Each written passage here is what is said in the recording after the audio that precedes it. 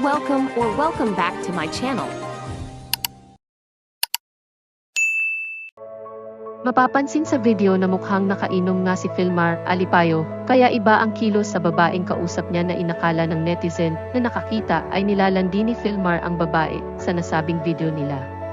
Bagamat sinabi na nga ni Andy na tigilan ang pag-edit ng video para lamang makapukaw ng atensyon sa social media.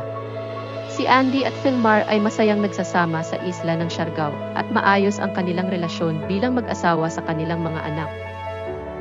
Nagsalita na ang dating actress na si Andy sa diumanoy video ng asawa na si Filmar Alipayo sa ibang babae. Sa isang Instagram story, sinabi ni Andy na anytime pwedeng lumabas si Filmar at kahit kanino.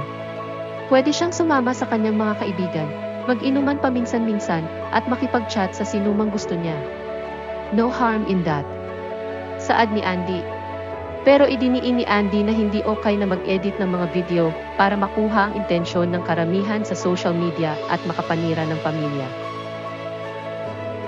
Ang nakakahiya ay sadyang mag-post at mag-edit ng isang video para magdulot ng kaguluhan, guluhin ang kapayapaan ng mga tao at i-drag sila sa kanilang negatibong buhay para lamang maging issue at dumugi ng atensyon sa social media.